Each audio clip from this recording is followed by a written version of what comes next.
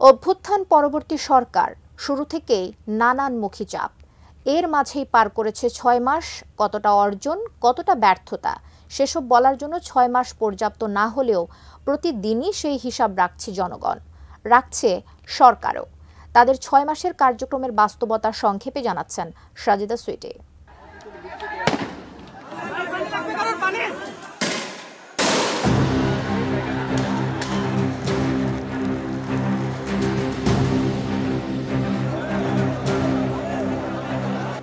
৬ মাস সময়টা খুব দীর্ঘ না হলেও অভ্যুত্থান পরবর্তী বাংলাদেশে এই কয়েক মাসের শাসন অন্তর্বর্তী সরকারের জন্য ছিল বেশ চ্যালেঞ্জের।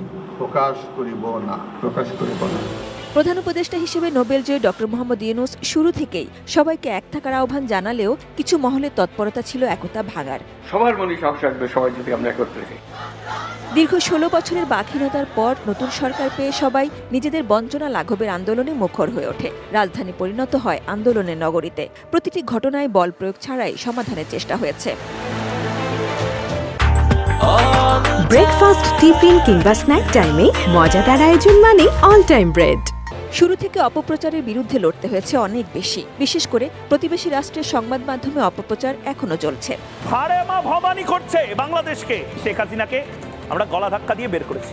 সাধারণ মানুষের চাওয়া শান্তি, স্বস্তি, সম্মান, স্বাধীনতা ও নিরাপত্তা। নিত্যপণ্যের দাম সহনীয় রাখতে সিন্ডিকেট ভাগার দাবিও জোরালো। চেষ্টা চলছে বলে বারবার জানাচ্ছে সরকার। খাদ্য পণ্যের কোনো সংকট ইনশাআল্লাহ হবে না। বিপুল অর্থ পাচারের পর দেশে যে ভঙ্গুর অর্থনীতি, সেটি ঠিক করতে ডক্টর ইউনূস সেসব অর্থ ফেরাতে এবং এ দেশে বিনিয়োগ করতে বিভিন্ন দেশ ও সংস্থাকে আহ্বান জানিয়েছেন। ৬ষ্ঠ মাসে পৌঁছে তিনি বলেছেন, বাংলাদেশ এখন ব্যবসা ও বিনিয়োগের জন্য সম্পূর্ণ প্রস্তুত। High time to attract foreign investment. আইনশৃঙ্খলা পরিস্থিতি স্বাভাবিক রাখতে পুলিশের মনোবল ফেরার অপেক্ষায় সেনাবাহিনীও আছে মাঠে। এর মাঝে আইনশৃঙ্খলা রক্ষাকারী বাহিনীকে নতুন সরঞ্জাম ও নতুন পোশাক দেওয়ার সিদ্ধান্ত নিয়েছে সরকার। এরপরও পরিস্থিতি সন্তোষজনক এমন দাবির সুযোগ নেই। আয়নাঘর বলতে কোনো কিছু থাকবে না, এখানে কোনো ভাতের হোটেলও থাকবে। যাদের সাহসে আর ত্যাগে জুলাই আগস্টের গণ অভ্যুত্থান, তাদের সুচিকিৎসা ও পুনর্বাসনের চ্যালেঞ্জ তো আছেই। আহত ও নিহতদের তালিকা পূর্ণাঙ্গ করতে বড় বাধা হয়ে দাঁড়ায় সঠিক হিসাবটা না থাকা। কিছু হাসপাতাল কর্তৃপক্ষ ও পুলিশ আলামত ও প্রমাণ নিশ্চিহ্ন করে ফেলায় বেগ পেতে হয়েছে সরকারকে। তারপরও যে তালিকা, তা ধরে সেবা নিশ্চিতের চেষ্টার মধ্যেও মাঝে মাঝে হতাশা, ক্ষোভের বিস্ফোরণ। অন্যের মাথায় লবণ রাইখা বড়ি খাচ্ছে না, এটাই তো বাধা। সমস্ত শহীদ পরিবার তাদের মামলা প্রত্যাহার করে নেবে। গত ১৬ বছর এবং জুলাই আগস্টের মানবতা বিরোধী কর্মকাণ্ডের দায়ে শেখ হাসিনা সহ সকল দোষীর বিচার প্রক্রিয়া চলছে। শেখ হাসিনাকে দিল্লি থেকে দেশে ফেরাতে ভারতের কাছে নোট পাঠিয়েছে সরকার।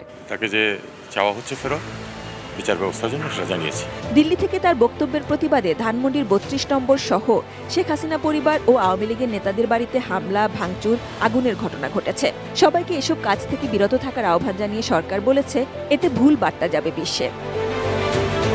সরকার দায়িত্ব নিয়ে জানিয়েছে, কেবল নির্বাচন নয়, বরং গণতন্ত্র ফেরাতে সংস্কারে মনোযোগ থাকবে তাদের। প্রথম ৬টি কমিশনের প্রধানদের নিয়ে তাদের দেওয়া রিপোর্ট ও সুপারিশ নিয়ে রাজনৈতিক দল, গণ অভ্যুত্থানের পক্ষের অংশীজনদের সঙ্গে ঐকমত্যের আলোচনায় বসতে চলেছেন প্রধান উপদেষ্টা। সব দল এই চাপে আমরা বুকে নিয়ে অগ্রসর। ডক্টর ইউনূস বলছেন, প্রয়োজনীয় সংস্কারগুলো করে চলতি বছরের শেষের দিকেই নির্বাচন দিতে পারবেন। সাজিদা সুইটি, এটিএন নিউজ, ঢাকা।